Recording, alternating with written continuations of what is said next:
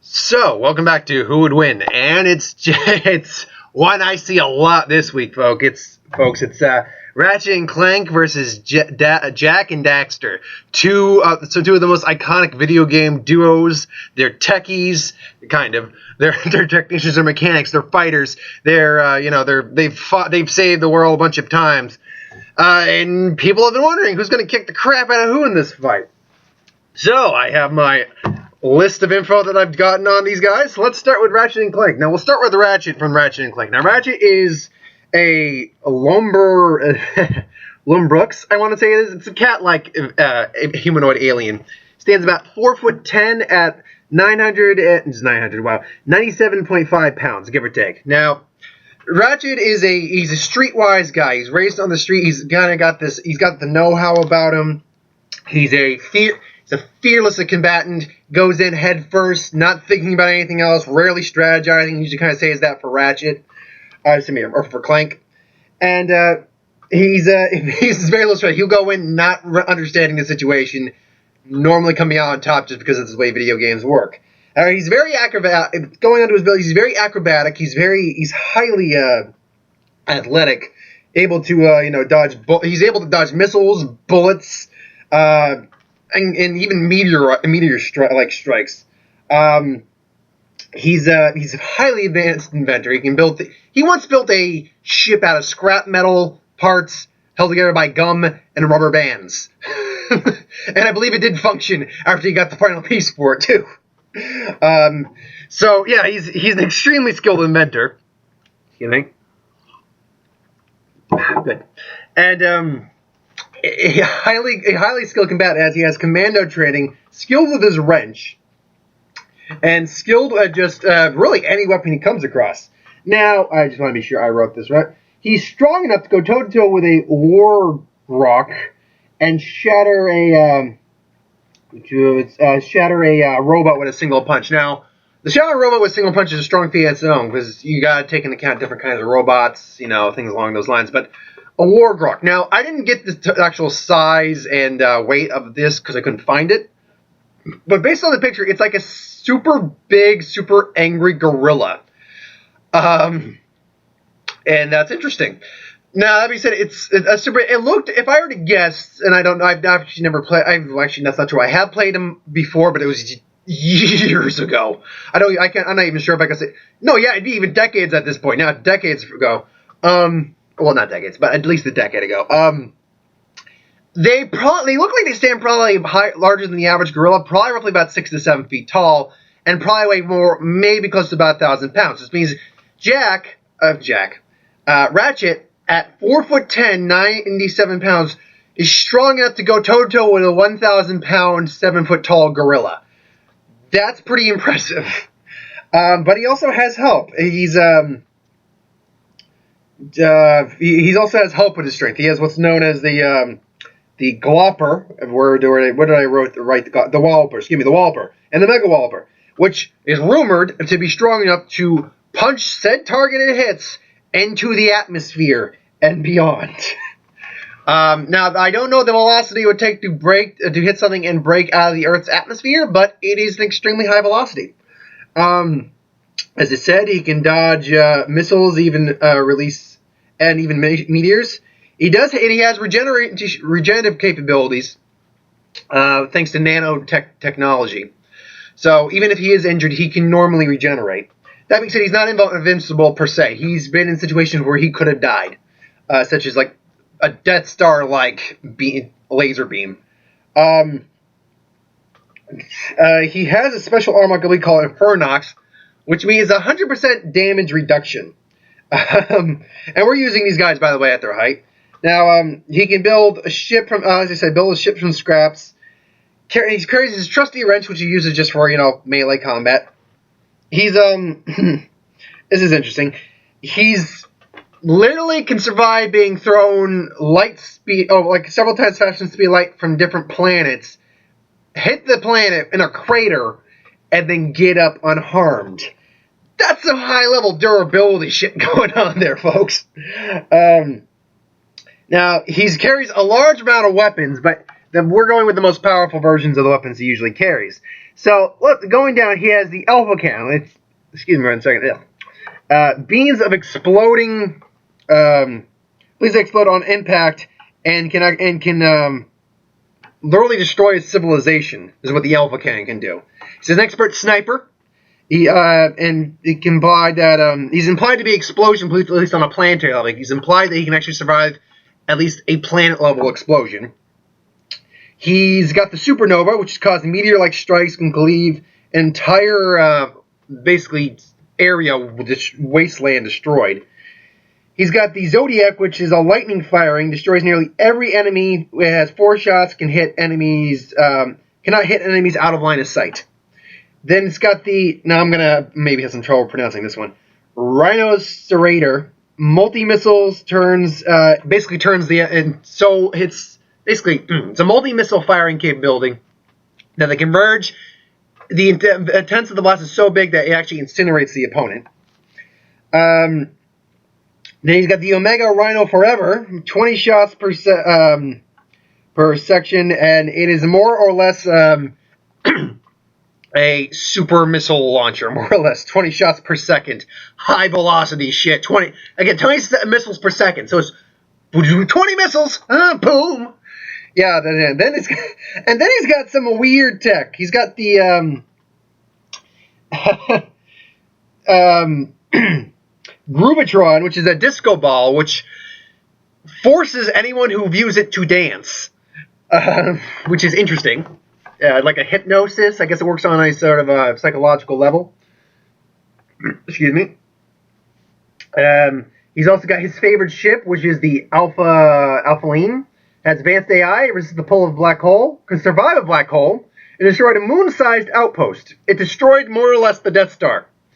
Has dealt with building-sized enemies before. So like a skyscraper or just a giant building, he can deal with it no problem. Beaten opponents with far greater combat experience than his own. He's beaten a wizard like it was like 1,000 years old or something like that. I can't remember the name of the guy exactly. He's durable enough to, as I said, be thrown light speed, impacting on a planet, and get up without a scratch, more or less.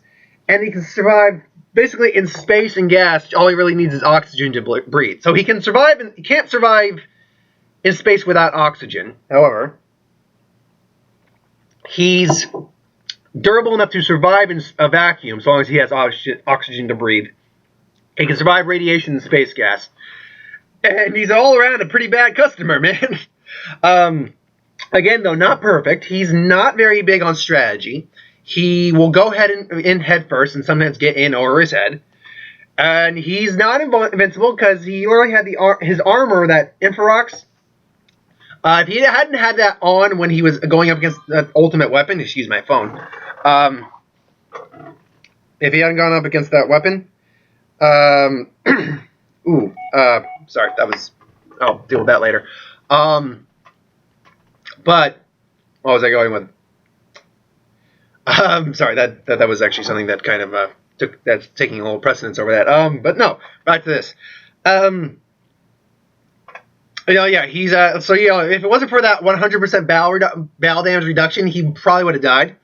So he's got that going for him, but he's not invincible. He can survive a lot. In fact, it begs the question how powerful a laser would have to be to destroy someone who can survive multiple light speed throw into a planet and get up without a scratch. It really is interesting to base that off. Now, he's not alone. He's got Clank with him. Clank stands at 4'2", depending on where you're going with. But he's smart, but slow to realize certain things, like a guy in a woman's dress is not the same guy. Like, he doesn't understand that. Cares very much for Ratchet. He'll go out of his way to help Ratchet. He can levitate on his own. He's super intelligent, and he was able to figure out the last digit of pi. Now, pi, for those of you who don't know, is supposed to be an infinite number. So to figure out the last digit of it is quite impressive. And he can shrink things, which is interesting. He can shrink and regrow things, do a special thing. And then he's got Giant Clank, which Giant Clank is can travel faster than the speed of light, as he landed on the moon in a matter of seconds, I believe. And he's immense.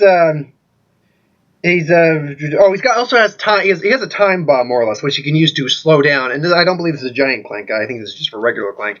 But he has what's called a time bomb, which will slow down an enemy if it's hit. However, he's got missiles and super strength, things like that in robot form, giant robot form. Now, them again, he's still just, when you take that out of the equation, he's still nothing more than a 4'2" robot. He's not very powerful on his own, folks. That's why he's got Rachet with him. They make one of the best game duos ever. Until Jak and Daxter get on hand. Now, Jak is human. Humans in this world have pointy ears, but he's human. He's brave, got a curious outlook. But after getting exposed to Dark Eco in one of the games, Eco is like a natural recurring elemental source of power. Dark Eco, he grew very angry and reckless. And while he has learned to control it over the years, thanks to Light Eco balancing that out, he's still prone to the anger fits, and he's still got the rage in him, but he's far more mature and controlled about it. Now, Jak stands at about 5'10", so he stands a full foot taller than Rachet. And he's roughly around 185 pounds. Now, he's very physically fit. He's a strong combatant. He usually carries a multitude of weapons on him. Now, weapons include the full potential weapons we have here are he uses one second here. He uses the but I just want to make sure I get these names right. Don't tell me I didn't actually write down the names. No, okay. So, basically, Eco, his weapons use the power of Eco, and they usually only use 4 main Ecos. He has a gun staff that uses one of the 5th Ecos, but we're not going to get into that, because it's really just more or less for healing. The white Eco, pretty much, the light Eco kind of overserved that, so whatever. Now, red Eco is basically used for power. It's basically, in its full form, it uses kind of like a shotgun blast, more or less. And it's very powerful in, its final form, kind of like a big, kind of close-range bomb. Blue is used for rapid fire. And in the final upgrade form, which is known as the needle laser, or razor, I should say, it's not only fast, but the shots actually are homing shots. And now, yellow is for long range, for sniper shots, and he is a very capable sniper. Now firing long, quick draw shots, and its final state, which the quad blaster, it fires this ring that will actually hover and then shoot down laser shots of yellow Eco energy. And then we got light Eco. Light Eco is for healing, balance, restoration, whereas black is for devastation, and as they split it, one second, dark Eco is for warping, mutating, and destroying. Now, his weapons don't use light Eco, but they do use dark Eco. And if they're most powerful, the supernova is the most powerful of this. And it's interesting because excuse me one second, my throat needs a little clearing. It's interesting in this that the dark Eco he actually has 2 different weapons: the Peacemaker and the Supernova. Now, Supernova is just pure destruction. It carries 2 mini nukes, more or less. That's it. But it's pure devastation with Dark Eco. So it's like a nuclear bomb, but slightly different. Because it deals with actually serious destructive energy on a different scale. Because it's designed to do that. The Peacemaker is interesting. Now, when I looked up the Peacemaker, I was a little, not even confused. I want to be sure I got this right. Actually, no, excuse me. It's not the Peacemaker. I apologize. It is the, oh man, I really did shitty handwriting on this. Oh, what is the name of it? Oh, no. The Inverter. That was it. The Grav Inverter, I think it was called. Now, the Peacemaker is just a dialed-down version of the Supernova. I apologize. The Inverter, however, is an interesting weapon entirely. The Inverter only does damage when it's going to kill something in the first shot. Or, but it can do splash damage and things like that. Now, an opponent can be killed by repeated firing of it, because I think it's doing like a set amount of damage, I guess. But it's very confusing how that works. So, I'm not quite sure how that balances out. Regardless, though, Dark Eco is nothing to fuck with. Dark Eco, because once he gained the power of Dark Eco to use, he gained Dark Jak form. Dark Jak is basically a altered form of him using Dark Eco. Think of like the Hulk a little bit. He's He can't use his morph gun in this form. However, he has a Predator-like invisibility quality. He basically bends light to kind of maneuver around places. Enemies still follow him, though. He still casts a shadow, but he's still very not visible, mostly. His melee goes up through the roof. But he can be shot and hurt in the invisibility form, too. But he can't be hurt by melee, which is interesting. Which means, if I were to guess, because I can't remember the game, so I don't know if they were using energy blasts. If they were using energy blasts, then that just basically says that the invisibility is susceptible to energy-based attacks, but is intangible otherwise. However, he's more or less invincible in just straight combat, because when I was reading the article, or reading the information on this, it says he's invincible, minus if he falls off a ledge, or if he falls into a pool, this, blah, blah, blah. So basically anything in the game that would, normally kill you, other than, straight out combat. So he's pretty much immune to, like, physical combat and things along those lines. Now, he has the ability to turn into Giant Jack, Dark Giant Jack, which is 3 times the size of regular Jack, which, I did the math, that means he stands at 17 feet, 6 inches, and weighs 555 pounds. So, that's pretty big. Everything's increased at that point. All his powers or abilities are just extremely enhanced. He's got a couple of key abilities in his dark form.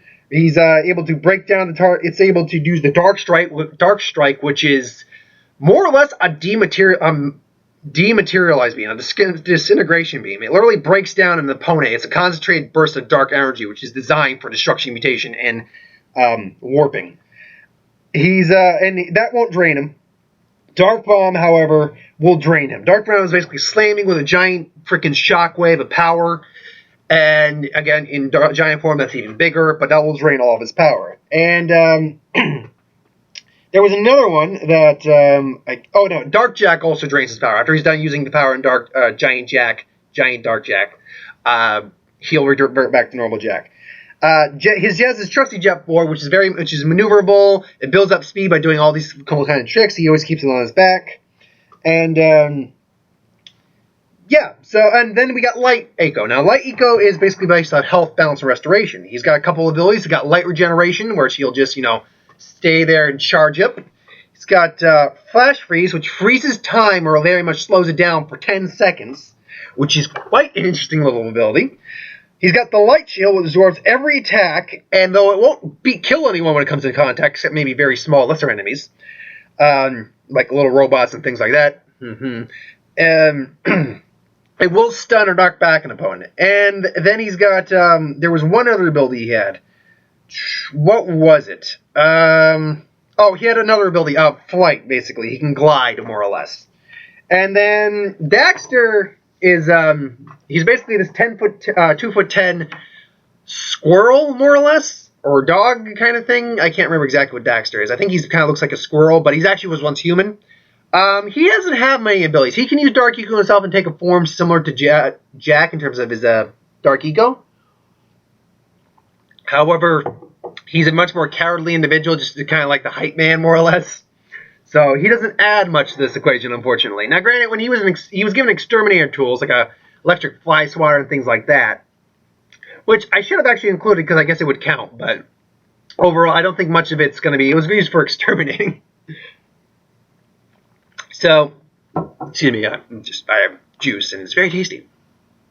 So we got that going. Now, Eco, it's found all over in the area, in nature and things like that. It can be collected and things like that. So, in the scenario, whatever, I don't get to the scenario where they're probably playing out in just a minute, but there's probably going to be Eco all around. Now, Dark Eco and Light Eco are much rarer, especially Dark Eco. Actually, I think it's Light, it's slightly more rare, but Jack has enough in it to balance it out, so that's not a big issue.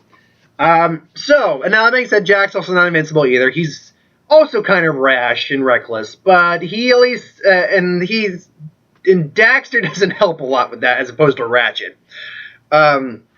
So neither of these guys are perfect.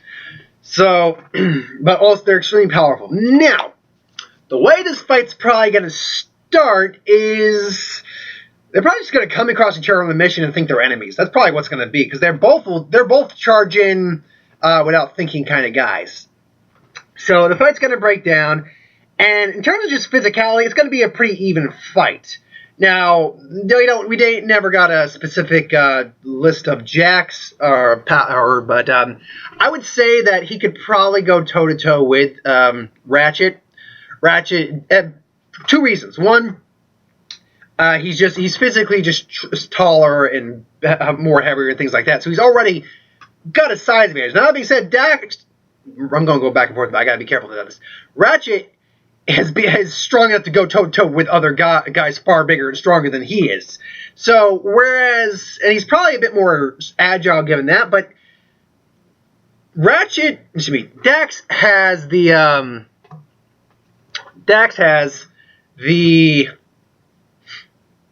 his board, so he can easily outmaneuver him, and Rachet does not have any sort of flight capability, so he'll outmaneuver him and keep his distance, while maybe trying to do some long-range weaponry. All the while, Rachet and Daxter are going to be like, hey? It's like, yeah, hi. They're probably actually not going to be fighting, honestly. Probably just going to be like, who do you think is going to, I don't know, I hope your guy doesn't, me too, man. I don't want to get this, no, me either.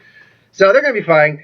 Now, I don't think none of Jak's weaponry outside of Dark Eco is probably going to really hurt Rachet very much, because Rachet has just survived, has got durability up the yin-yang, plus 100% damage reduction armor. Now, granted, I think the armor could eventually be destroyed. I don't know if it was destroyed when it got tanked by that super laser, but who knows. So none of that's going to really matter. All the while, Rachet's weaponry is very much on the same page as Jak's weaponry. Difference is that Jak can collect ammo from the surrounding environment, whereas Rachet cannot. Now, Rachet usually finds his weaponry in crates and stuff like that. One can assume there's probably going to be some crates around here, too. But he can run out faster. Now, that being said, save for maybe Dark Eco weaponry, Rachet's weaponry trumps his. Rachet's tech trumps Jak's tech. All good. He's literally can fire 20 missiles in a second from one of his guns. It's very impressive. And Jak's going to have a problem dealing with that. However, I should also say he wears what's called the armor of Mars, which gives him extremely, he lost it, but they never really specified the armor he was wearing. I think that was the strongest armor he had at one point. Yeah, he's probably got that, so it gives him an increase in health. So, that's going on. Then we get into the they don't get into eco fights quite yet. Because the difference here is that whereas Jak may lack in weaponry and tech, he makes up for in actual abilities. Rachet, besides being a brilliant technician, doesn't have many abilities. He doesn't have many, actual powers and effects beyond his technology. Jak, on the other hand, is a master of using eco.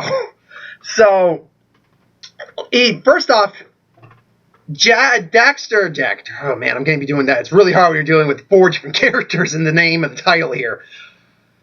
Rachet has dealt with supernatural foes before, but dealing with eco is a different story. Now, eco could technically fall into a supernatural type of ability, but it's more or less kind of a natural radioactive substance, more or less. Takes the form usually of a gas or liquid. Sometimes crystals, too. Dark eco is meant for destruction and warping and mutating. And when we talk about things like the Peacemaker, which is designed for, just firing these things. Then when we talk about things like the Grav Inverter, which is I don't know how the Grav Inverter...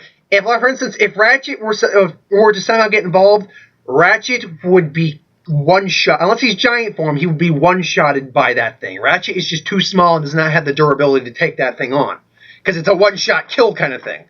And then we get with his Supernova, I believe it's called Supernova, which fires many nukes of Dark Eco, designed to disintegrate, mutate, warp, and destroy things.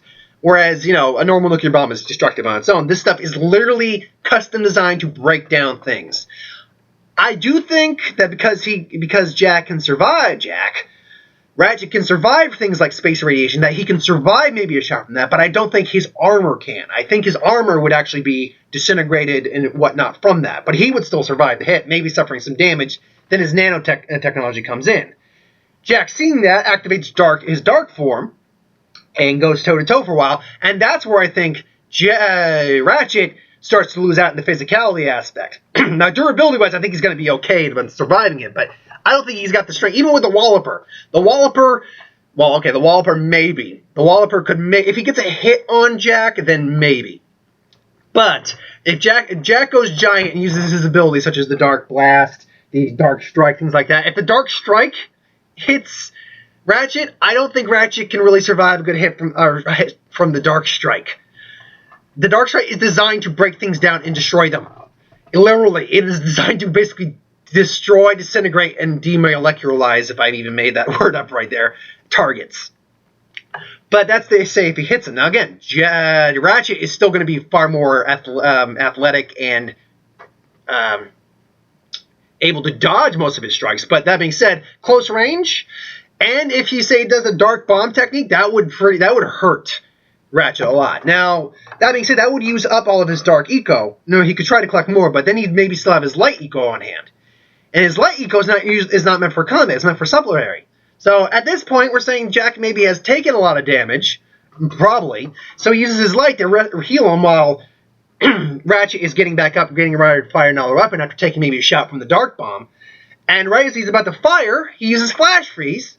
Jak goes in, starts to kick the crap out of him while frozen in time, more or less. And then he comes back again. Now, the problem with this is it's not necessarily a back and forth. It's that because of Jak just has far more abilities than Ratchet does. He has far more supplementary abilities to drag the fight on.